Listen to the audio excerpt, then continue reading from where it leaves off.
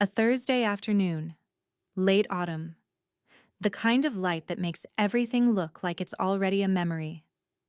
The cafe sat on a corner that didn't matter, in a district no one with power would ever visit, tucked between a laundromat and a flower shop that had been there longer than anyone could remember.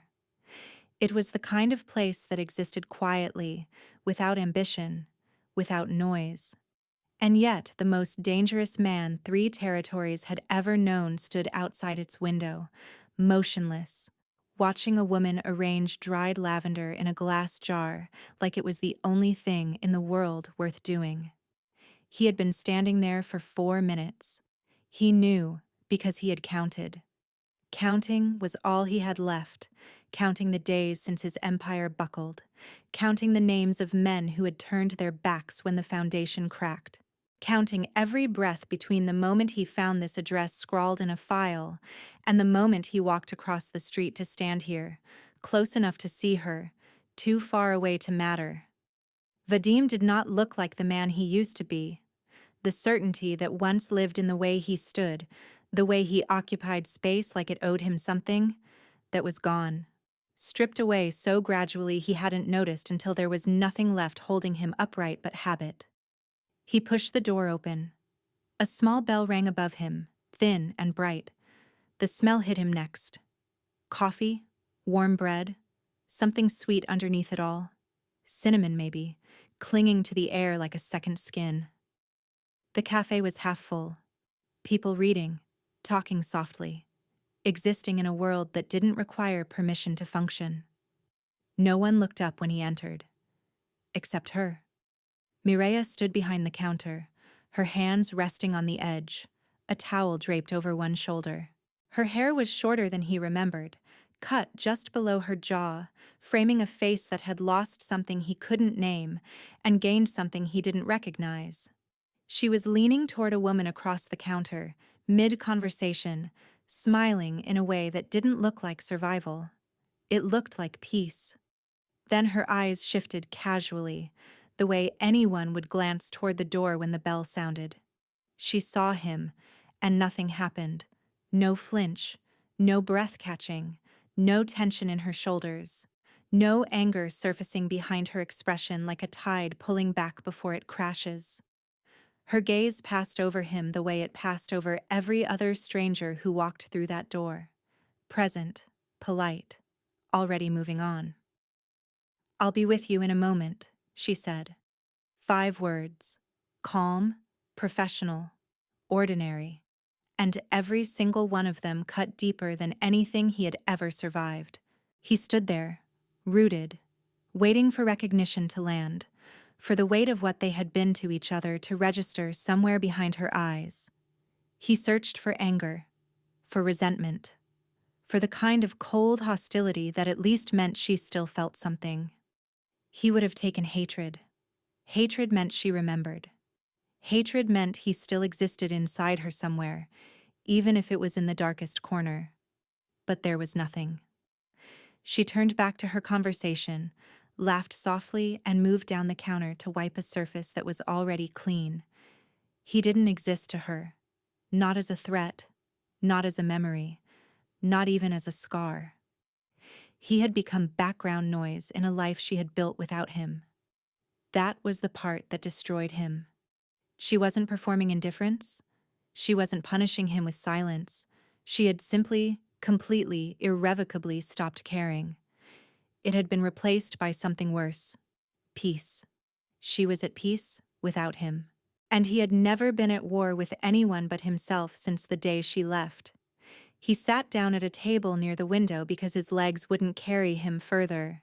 His hands rested on the table in front of him, the same hands that had once signed documents that moved cities, that had gripped the edges of conference tables, while men twice his age waited for permission to speak. Now they just sat there, empty. She brought him coffee a few minutes later. Not because she recognized him, because he was sitting at a table and that was what she did. She placed the cup down without comment, without eye contact. "Menu's on the wall if you need it," she said, already turning away. "Mireia." Her name came out of him like something that had been trapped for months, rough and unsteady and nothing like the voice that used to make rooms go quiet. She stopped. Not sharply. The way you stop when someone calls a name you haven't heard in a while, but that still technically belongs to you. She turned back, and he watched the recognition arrive. It was slow. Not because she didn't know his face, but because the context didn't fit. He didn't belong here. He didn't belong in this light, at this table, in this world she had built with her own hands. Something flickered across her expression. Not fear, not anger. Inconvenience. Like he was a package delivered to the wrong address. "The cafe closes at 6, she said quietly, and then she walked away. And Vadim, the man who once controlled the fates of thousands, sat in a wooden chair with cooling coffee in front of him and realized that he had finally found the one thing his power could never touch. A woman who had learned to live as though he had never existed. And somewhere in the space between that realization and the next breath he couldn't quite take, the question that had haunted him for months returned, louder now, impossible to outrun. How did he lose the one person he had married specifically to keep? It began 14 months earlier, in a room designed to make people feel small.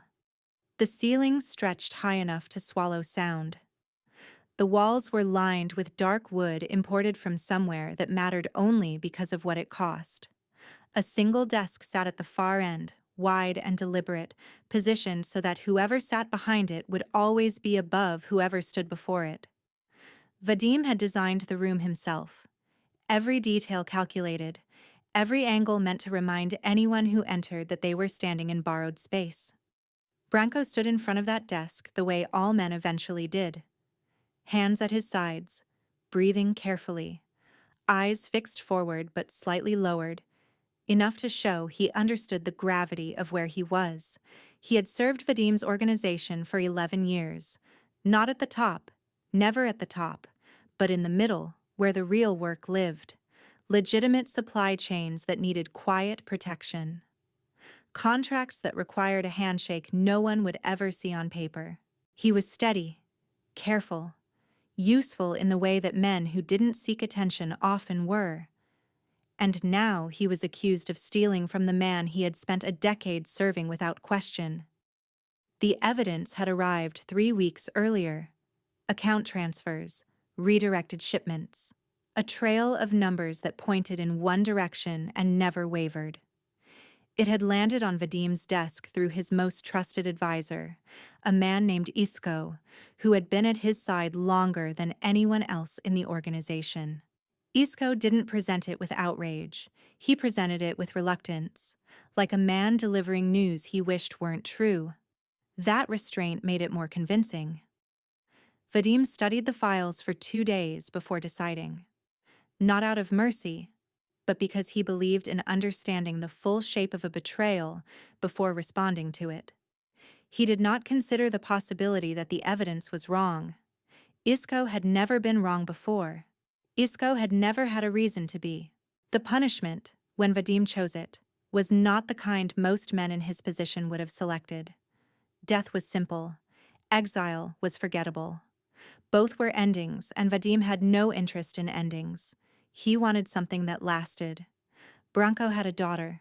Mireia was 24. She taught music at a small school on the eastern side of the city, lived in an apartment she could barely afford, and had spent her entire life carefully distant from her father's work. She knew what he did, the way most children of that world know. Not the details, just the weight of it, and the silence it required. She was not involved. She had never been involved, and that was precisely why she was chosen. "Your daughter," Vadim said, the words falling into the room like stones into still water. Branko's composure cracked, the shift in his breathing, the tightening of his jaw, the way his eyes finally rose to meet Vadim's directly, abandoning every protocol of deference. "She has nothing to do with this. She doesn't need to." The terms were explained without negotiation. Mireia would marry Vadim. She would live in his estate, under his authority, bound to his name in a way that could not be undone quietly. It was not a marriage in any sense that mattered. It was a collar, elegant, public, and permanent. Every time Branco saw his daughter standing next to the man he had supposedly robbed, he would remember the cost. That was the lesson. Branco tried to argue. He offered money, territory, years of service, anything that kept his daughter outside those walls. Vadim listened the way he always listened, completely, silently, and without any intention of changing his mind. Mireia was told that evening, not by Vadim. He didn't owe her that courtesy, or at least, that was what he told himself. She was told by her father in the small kitchen of her apartment, where the light was too bright and the walls were too thin, and the sound of the city outside kept going as if nothing had changed. She didn't cry. That detail was reported back to Vadim later, not because he had asked, but because the man who delivered the message thought it was worth mentioning. Most people, when told their life was about to be taken from them, reacted. Mireia didn't. She listened, asked 2 questions, stood in silence for a long time, and then told her father it wasn't his fault. That response unsettled something in Vadim he chose not to examine. The wedding was held 15 days later. She wore white because tradition demanded it, and he stood beside her because obligation required it. And somewhere between the vows neither of them meant, he looked at her face and found something he hadn't expected. She wasn't afraid. Her eyes were steady, focused, and locked on a point somewhere past the room, past the ceremony, past him entirely. Behind every syllable was something that didn't sound like surrender. It sounded like a woman memorizing the exact dimensions of her cage so she could begin, quietly, methodically, to find the weakness in every wall. He noticed it. He told himself it didn't matter. That was his first mistake. The estate was designed for control. Hallways that curved so you could never see too far ahead. Rooms with doors that locked from the outside. Windows that opened only enough to let air in, but never enough to let a body through. You didn't just live in his home, you lived inside his decisions. Mireia was given the East Wing, a suite of rooms that most people would have called beautiful, high ceilings, silk curtains, furniture that cost more than her apartment had been worth. But beauty designed to contain someone is still a prison. The only difference is the thread count. She understood that immediately. For the first 3 weeks, she said almost nothing. She ate when food was brought. She moved through the spaces allowed to her with careful attention, learning the rhythms of the house the way a navigator learns currents, not to enjoy them, but to survive them. Staff watched her cautiously, uncertain of how to treat a wife who was clearly not a wife. Vadim watched too, though he would not have admitted it. He noticed when she woke, how long she spent near windows, which hallways she walked more than once. He told himself it was surveillance, but something about the way she carried herself made the comparison feel inaccurate. She never tested the boundaries openly. That was what made her dangerous, though he didn't recognize it yet. She didn't try locked doors, didn't argue, plead, or perform any of the behaviors he had expected. Instead, she observed, cataloged, filed things away with the patience of someone who understood that time was the only weapon available to her. The first real confrontation came 5 weeks into the marriage. Vadim had guests, important men, the kind whose trust was measured in decades and whose betrayal was measured in bodies. Mireia was expected to attend, not to speak, but to be present, a visual confirmation that everything in Vadim's world remained under his command. She descended the stairs, took her seat at the long table, and proceeded to dismantle the evening without raising her voice once. One of the men, an older associate named Edral, made a comment about territorial disputes along the northern trade corridors. Mireia listened, tilted her head slightly, and asked a question so targeted that the table went quiet. She had been listening through walls and hallways for 5 weeks, piecing together the shape of Vadim's operations, and her question exposed a vulnerability that no one at that table had considered. After dinner, he found her in the East Wing hallway. What was that? His voice was low, controlled, but there was an edge beneath it. She stopped and looked at him with the expression he was beginning to recognize as her default, calm, unreadable, and completely unmoved by his authority. A question. Was the answer uncomfortable? You don't speak at those dinners. Then don't seat me at the table. The words weren't defiant, they were logical, and that made them harder to counter than any act of rebellion. He stared at her a moment longer than he intended. Something shifted between them, not warmth, but recognition. He was seeing her clearly for the first time, not as a punishment, but as a person who had met an impossible situation with intelligence instead of despair. He turned and walked away. She watched him go, and for a brief moment something crossed her face that she quickly buried. Not satisfaction. Something that looked almost like disappointment, as though she had been hoping he would have stayed. The weeks that followed shifted everything.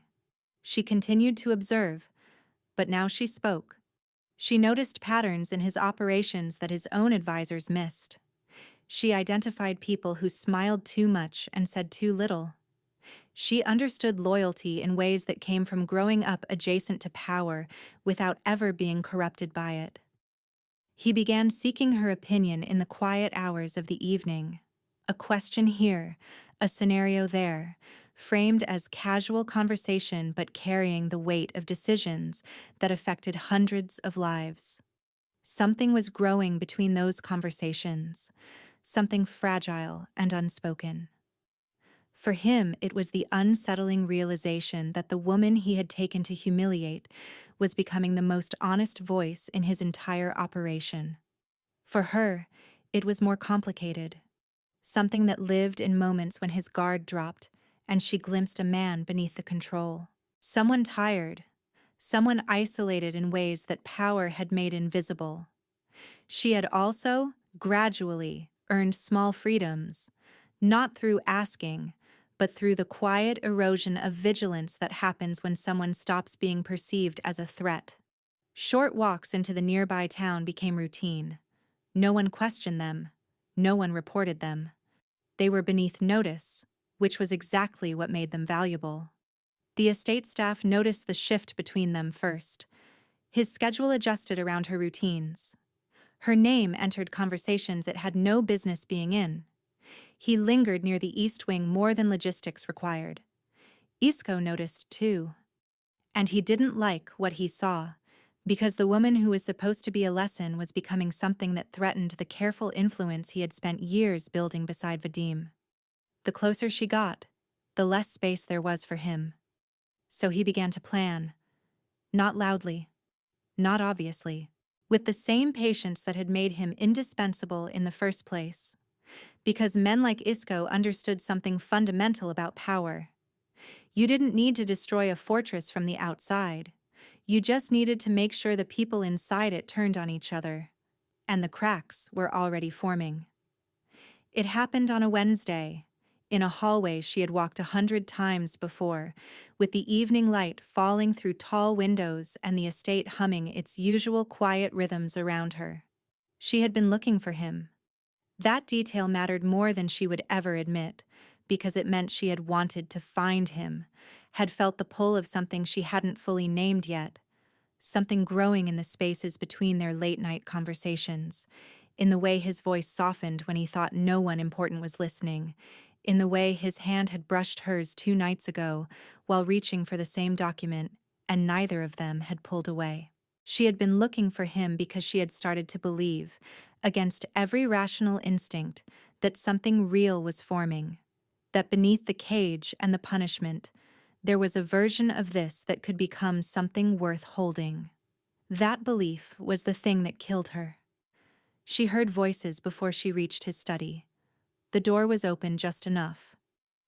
Isco's voice came first, measured and deliberate, carrying the cadence of a man steering a conversation toward a destination only he could see.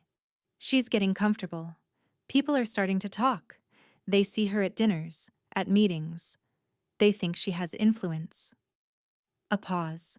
Then Vadim's voice, low, dismissive in a way she had never heard directed at her before, though she would realize later that it hadn't been directed at her.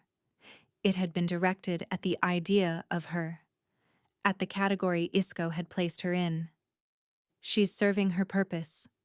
3 words. Ordinary, administrative, the kind of language used to describe equipment functioning as intended. And when the purpose is served, Isco pressed, when the lesson has been learned and Branco has suffered enough, what then? Silence stretched. Then Vadim spoke again, and the words landed on her like something falling from a great height. Then it ends. That was always the arrangement. She didn't hear what came after. The hallway blurred around her, not from tears, because there were no tears, but from something far worse. The sudden, violent clarity of understanding exactly where she stood. Purpose, lesson, arrangement.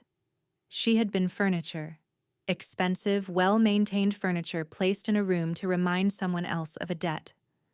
And the moments she had mistaken for connection, the conversations, the questions he asked, the way he lingered near her wing of the estate, none of it had been real. It had been management. The careful handling of an asset to ensure it remained functional. She walked back to her rooms with steady steps. She closed the door without sound. She sat on the edge of the bed she had never chosen, in the room she had never wanted, and felt the last living thing inside her go quiet. Not die. It simply stopped, the way a flame stops when you remove the air around it. No fight, no smoke, no residue. Just absence where something warm used to be. What she didn't know was that the conversation she had overheard was not what it appeared to be. Isco had crafted it carefully. He had chosen the timing, the phrasing, the door left open just enough. He had asked questions designed to pull specific answers from Vadim, answers that sounded damning when stripped of context, but had actually been deflections. Vadim's real feelings had never entered that conversation because Isco had made sure they couldn't. The trap had not been set for Vadim. It had been set for her.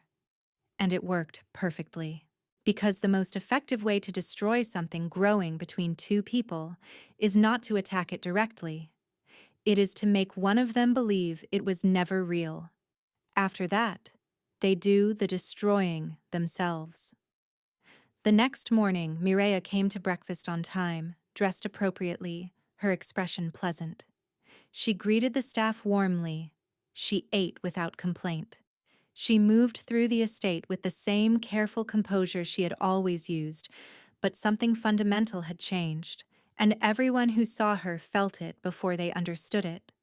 She was polite in a way that left no room for anything else. When Vadim spoke to her that evening, she responded with words that were correct, appropriate, and completely hollow. Every sentence was a closed door. Every glance was a wall painted to look like a window. She had not left the estate. She had not packed a bag or disappeared into the night. She had done something far more devastating. She had stayed and taken herself away entirely. And the man who had built his world on the principle that control was absolute was about to discover that there is one thing no amount of power can command: someone else's willingness to care. He noticed it the way you notice a crack in a foundation, not the crack itself, but the things that start shifting because of it. Small misalignments, doors that don't close the way they should, a silence where sound used to live. It started with her eyes. They still looked at him when he spoke, still tracked his movements with the attentiveness courtesy required. But the thing behind them, the quiet fire he had grown accustomed to without realizing he depended on it, was gone. She looked at him the way she looked at the walls. He tested it without meaning to. He asked her opinion on a supply route dispute. She had always engaged before, leaning in, her mind working visibly before she offered something sharp and useful. Now she tilted her head, paused, and said, "I'm sure you'll handle it." The words were supportive, appropriate, but they were empty in a way that made his chest tighten. She wasn't refusing to help. She was declining to exist in the conversation at all. He tried again the following night, something lighter about a book on her nightstand. She looked at him with polite blankness and said she hadn't gotten around to reading it yet. The book had been open, face down, half finished. He had seen it. She was lying, and she didn't care if he knew. The days accumulated like weight on a structure not built to hold it. She performed every function with flawless discipline.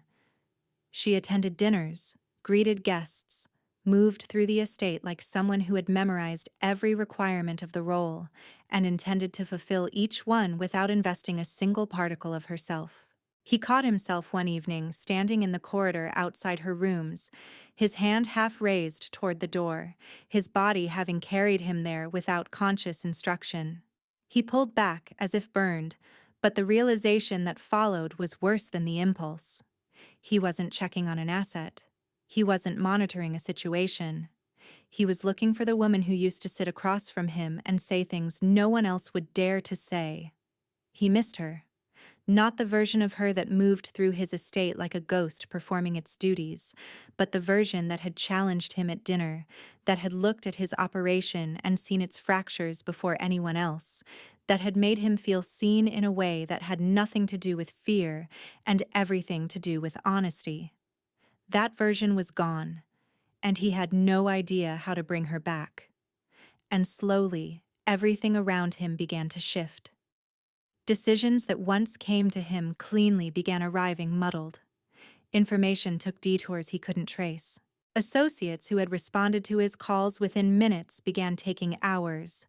Meetings that once ran with seamless coordination now carried undercurrents of hesitation, as if the people in the room were waiting for a signal that no longer came. He didn't connect it to her at first. She was one woman in an operation that spanned 3 territories. Her indifference shouldn't have mattered to the systems he had built. But it did. Because Mireia had become the only honest mirror in his world. Her observations had been sharpening his instincts without him realizing it. Her questions had been exposing blind spots he hadn't known existed. Without that mirror, he was navigating blind. And the people around him, the ones who had always adjusted their behavior based on what he could see, had begun to sense the difference. Isco saw everything. The distance between Vadim and Mireia was exactly what he needed. It pulled Vadim's focus inward, toward a problem he couldn't solve with the tools he understood. And while Vadim was staring at the closed door of a woman who no longer cared, Isco was quietly rearranging the ground beneath him. Alliances redirected, supply chains rerouted, key people given reasons to question whether Vadim's grip was as firm as it had always been. None of it dramatic, but together, piece by piece, it formed a picture that would only become visible when it was too late. Vadim sat in his study one evening, the files in front of him blurring into patterns he could no longer read. His chest held a heaviness that had nothing to do with operations and everything to do with the woman 2 hallways away, who had once made him feel like his own empire made sense. He walked to her wing and stopped outside her door. Light spilled from beneath it, soft and warm, the only warmth left in a house that had started to feel like it was cooling from the inside out. He raised his hand to knock, then lowered it. Because he realized, standing there, that he didn't know what he would say. The man who had always known exactly what to demand had no idea what to offer. And behind the door, Mireia sat with a book in her lap, her eyes fixed on a page she wasn't reading, her mind already somewhere else. She was planning, not with anger, not with desperation, with the quiet patience of a woman who understood that every structure, no matter how carefully built, has a door that was never meant to be found. And she had already found it. She did not run. Running implied urgency, fear, a reaction to something that still held sway over her. Mireia did none of those things. She simply, methodically, became less present until the day she wasn't there at all. It started with small subtractions, a morning routine that shifted earlier, conversations that ended with fewer words, rooms she stopped entering.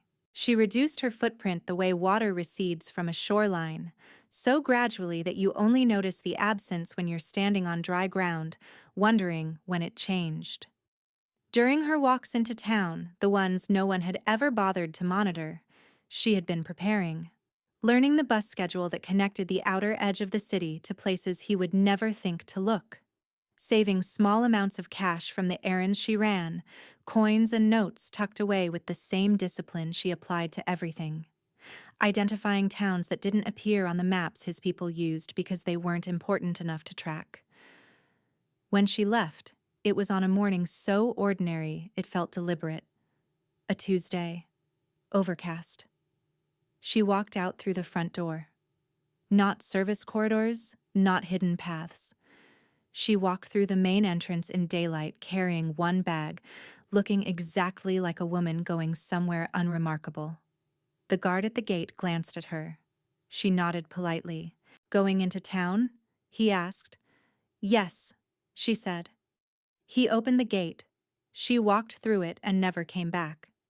Vadim didn't know she was gone until evening.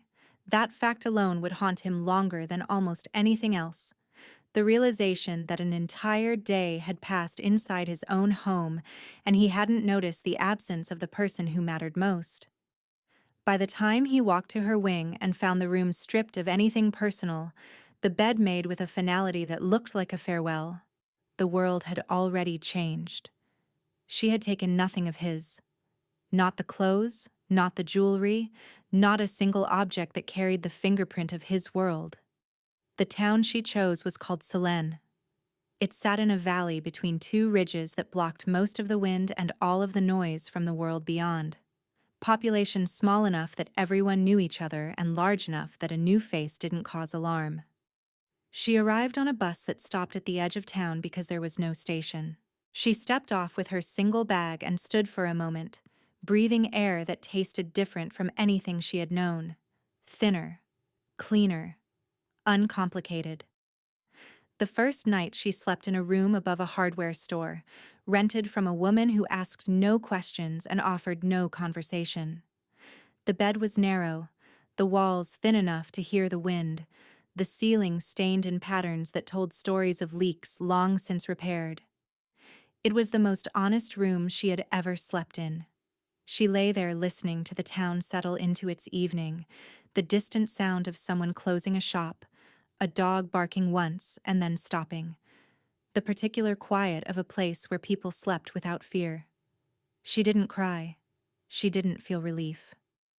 She felt something closer to blankness, the vast empty space that opens up when the life you were living suddenly stops and nothing has yet arrived to replace it. She found work within 3 days. A woman named Petra ran a small textile workshop at the edge of town. She needed hands. Mireia had hands. "You know how to work?" Petra asked, studying her with the directness that came from decades of measuring people accurately. "Yes. Early mornings. I'm used to those." Mireia worked, not to distract herself, but because work was the first thing in years that belonged entirely to her. Her hands learned the rhythm of thread and tension and timing. She was not performing survival. She was building something, small, ordinary, entirely her own. She didn't think about him. That was the part that would have broken Vadim if he had known. She did not lie awake replaying conversations. She did not carry him with her the way people carry wounds, pressing against them to confirm they still hurt. She had simply closed a door inside herself and walked forward without looking back. But 300 miles away, in an estate that grew emptier by the day, the man who had taken her was only beginning to understand the scale of what he had lost. And the forces he had trusted to hold his world together were already pulling it apart. The collapse arrived in the language of small failures, each one ordinary on its own, each one devastating when placed beside the others. A shipment rerouted without authorization. A payment arriving late from a source that had never been late in 9 years. A meeting cancelled by an associate who had always been the first to confirm. Vadim filed them away as anomalies. But anomalies don't accumulate in patterns. Betrayals do. The first real fracture came when Kozar, one of his longest-standing territorial managers, stopped returning calls entirely. When Vadim sent men to find him, they returned with an address that had been emptied and a business front transferred to a name he didn't recognize. He pulled the thread. The name led to a holding company. The holding company led to a network of transactions running parallel to his own operations, siphoning resources, redirecting loyalty, building a mirror structure from the inside, and every trail led back to the same place. Isco. The realization arrived not with shock, but with a sickness that started in his chest and spread outward. Not because betrayal was surprising, betrayals were the currency of his world, but because of what it meant when placed against everything else. He went back to the beginning. The evidence against Branko. The files that had arrived through Isco's hands, presented with reluctance, delivered with the performance of a man who wished the truth were different. He pulled those files now, the originals, and did something he should have done 14 months ago. He verified them independently. Every account number, every transaction record, every routing detail that had formed the foundation of Branko's guilt. It took 4 days. 4 days of watching the case against Branko come apart like something held together only by the assumption that the man presenting it could be trusted. Branko had never stolen anything. Not a cent. Not a shipment. The evidence had been manufactured with intimate knowledge of both the systems being exploited and the man being deceived. Isco had created a betrayal that didn't exist, presented it through channels designed to bypass scrutiny, and waited for Vadim to do exactly what men like him always did when they believed they had been robbed: react, punish, destroy. And the punishment Vadim had chosen, the marriage, had been Isco's real objective all along. Not because he cared about Mireia, because he understood something about Vadim that Vadim himself had never seen. Vadim was capable of attachment. Beneath the control, beneath the walls he had built around himself, there was a man who could be reached. And if the right person reached him, his attention would narrow, his grip would loosen, and space would open for someone else to fill. Isco had placed Mireia inside Vadim's world knowing that one of 2 outcomes would follow. Either Vadim would remain indifferent, or she would be irrelevant. Or he would begin to care, and when he did, Isco would make sure that caring was destroyed before it could strengthen him. The overheard conversation, the door left open, the questions designed to pull answers that sounded damning out of context. Isco had weaponized the one moment of genuine connection Vadim had ever allowed himself, and Mireia had heard exactly what Isco needed her to hear, not the truth. A version of it, carefully edited, delivered through the most devastating channel possible, Vadim's own voice. Vadim sat in his study with the files spread around him, every piece connected. Branko's false betrayal, the forced marriage, Mireia's growing closeness, the manufactured conversation, her withdrawal, her departure. And through all of it, Isco moving quietly in the spaces that opened up, building an empire inside an empire while its owner was too busy losing the only person who had ever mattered. He had married her to teach a lesson that never needed teaching. He had punished an innocent man for a crime that never happened, and he had lost the one person who saw him clearly, not because she chose to leave, but because someone made sure she believed she had no reason to stay. That understanding didn't bring relief. It brought something worse: clarity. And clarity, when it arrives too late, is just another word for regret, with nowhere to go. He moved with the cold focus of someone who had nothing left to protect except the need to make something right. Isco was not easy to dismantle. A man who had spent years building a shadow operation inside someone else's empire did not leave convenient weaknesses. His network was layered, distributed across people who didn't know they were connected, operating through systems that looked legitimate from every angle. But Vadim had built the original structure. He knew where every support was critical and where it was decorative. He knew which people held positions because of competence and which because of convenience. And he understood exactly how to take it apart. He started at the edges, peripheral contacts who thought they were too small to matter. One by one, access revoked, communications intercepted, positions eliminated. Not with violence, but with the systematic removal of oxygen from a structure that required it to function. Isco felt it within days. A shipment that didn't arrive. A call that wasn't returned. A meeting where two key people failed to appear because the ground beneath them had simply ceased to exist. He came to Vadim's study on the fourth day, composure intact, carrying a report designed to demonstrate his value. Vadim let him speak.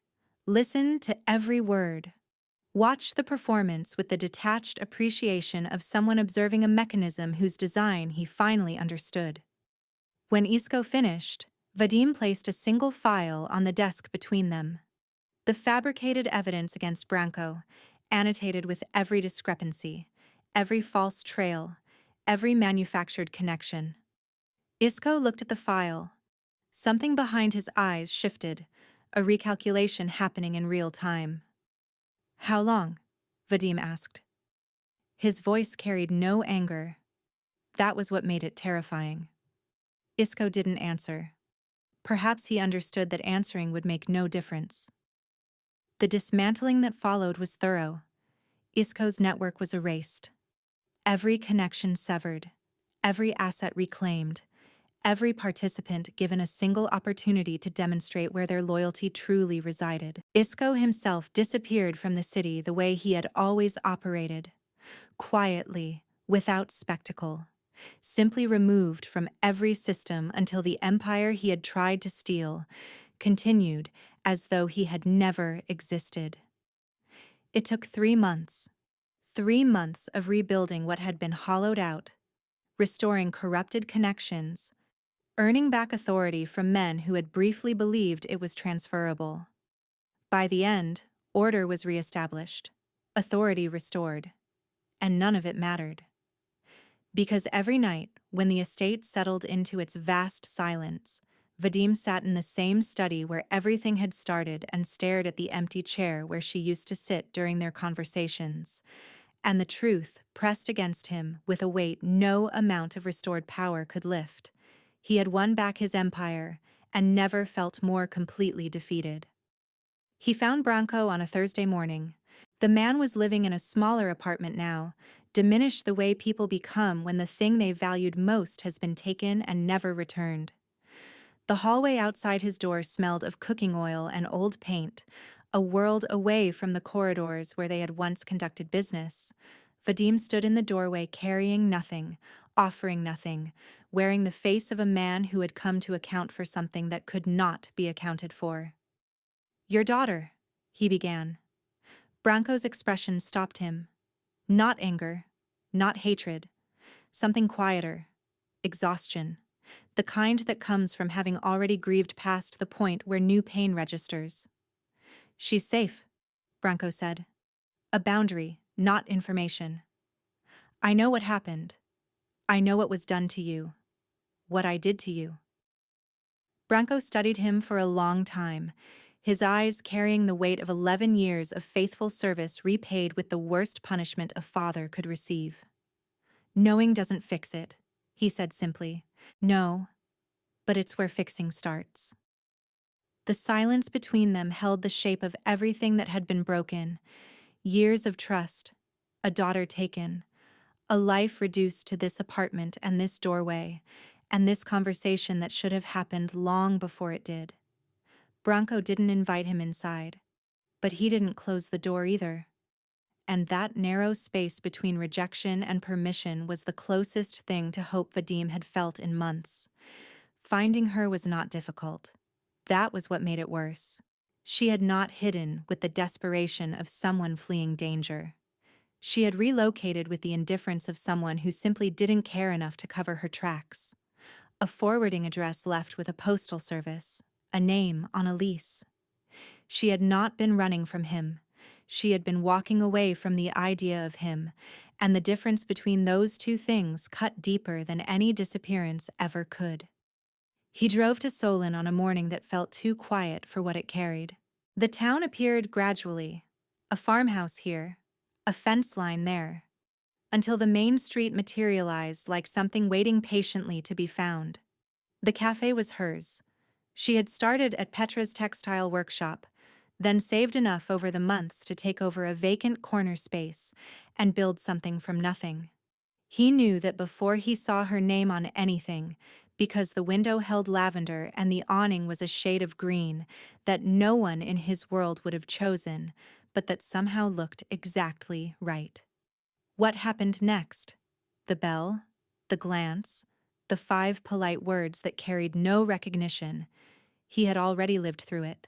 He had sat at that table for hours watching her work, watching her move through a space that responded to her presence with the ease of something built to fit.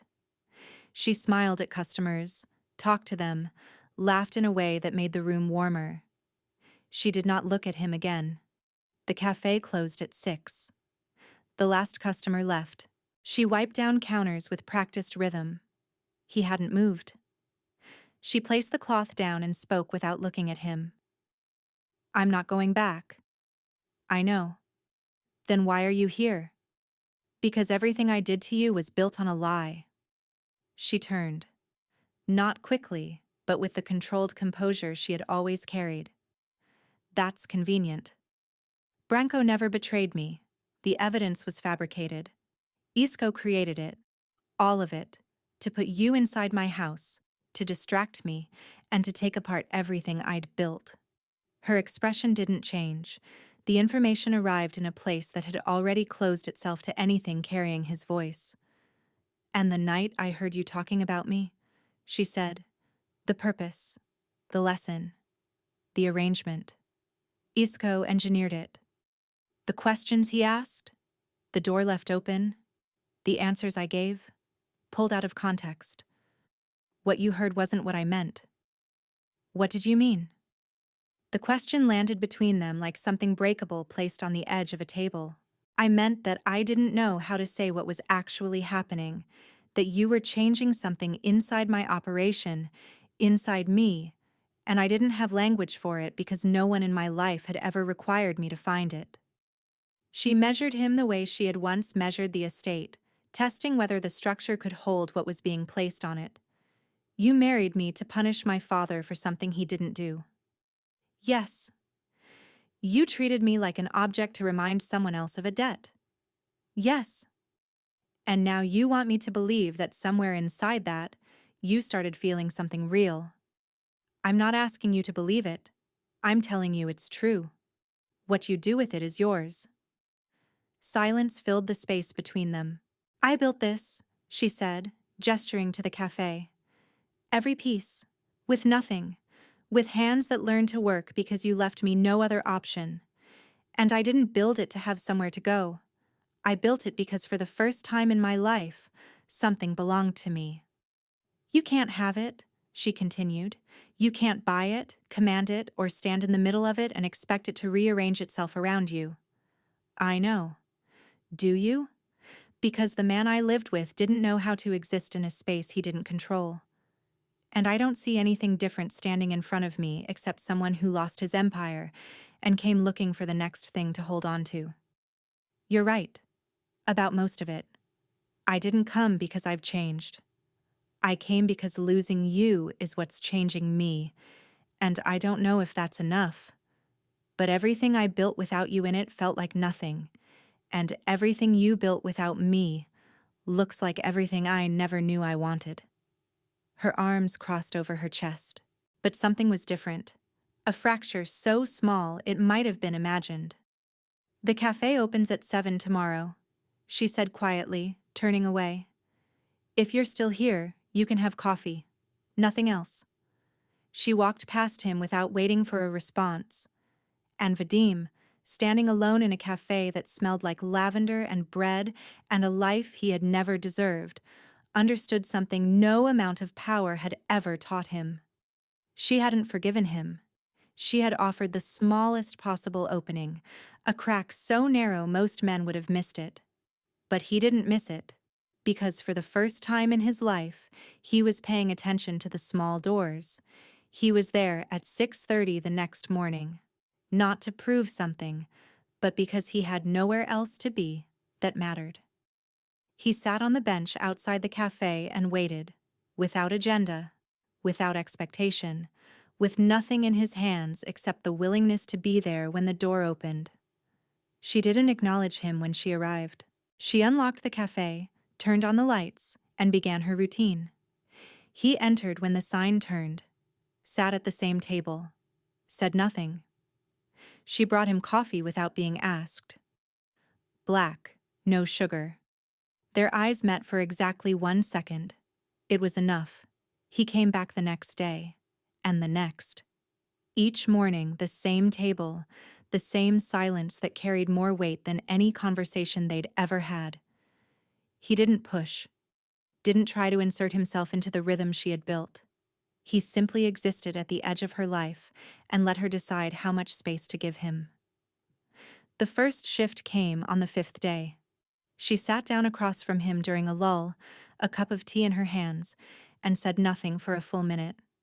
Then she told him about the day the cafe's oven broke, and she had to bake everything at Petra's workshop and carry it back in crates before opening. It wasn't an important story.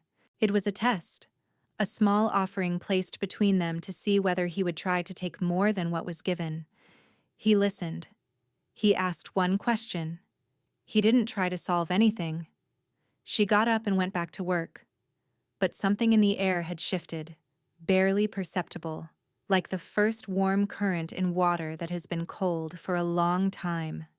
Days became weeks. The conversations grew longer, but never by much. She told him things in pieces, fragments of the life she had built. He listened with an attention he had never given anything in his former life, an attention that had nothing to do with strategy and everything to do with the growing understanding that every word she shared was a gift he hadn't earned. He started helping. Not in the cafe, she wasn't ready for that, but in the town. A fence that needed mending outside the hardware store. Deliveries that needed carrying when the regular driver was sick. Tasks that required nothing but hands and time. The town noticed. They didn't trust him, not yet. But they observed what Mireia had begun to observe, that the man who showed up every morning wasn't performing humility. He was learning it. Badly, imperfectly, in the stumbling way that people learn things they were never taught.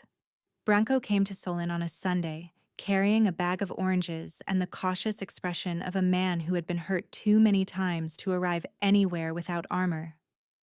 Mireia met him at the door with an embrace that lasted longer than either of them expected. Vadim saw them from across the street. He didn't approach, didn't insert himself into a moment that belonged to them. He turned and walked the other direction, and Mireia watched him go with an expression she buried before anyone could see it. But Branko saw it. "He's still here," her father said. "Yes." "Why?" She was quiet for a long time. "Because he's the first person who ever stayed without demanding anything in return." That night she found him on the bench outside the cafe. She sat down beside him. Not close, but not at the far end. In the middle distance where two people sit when they are no longer strangers, but not yet sure what else they are. "I don't know what this is," she said. "Neither do I. I'm not the woman you married." "I know. That's not who I'm sitting here for." She looked at him, and her eyes held something other than indifference. Not forgiveness that was still somewhere far ahead, a destination that might or might not exist on the road they were walking, but recognition.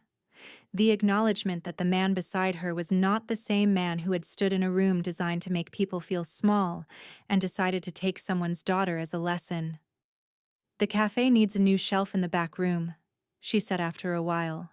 "The old one collapsed last week." He looked at her. She wasn't smiling, but something around her eyes had softened in a way that felt like sunrise. "I can build a shelf," he said. "I know you can." She stood and went inside. He walked to the hardware store before it closed and bought wood, nails, and a level. The shelf, when he built it the next morning, was slightly uneven. She didn't ask him to fix it.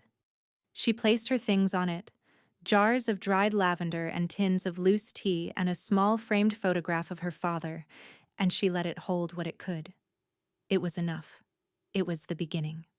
And in that quiet town, in the back room of a cafe that smelled like coffee and patience and second chances that hadn't been promised but hadn't been refused, two people who had been broken by the same lie began the slow, imperfect work of building something that had never existed before. Not a restoration, not a return, something new, something that belonged to both of them, and this time, to no one else.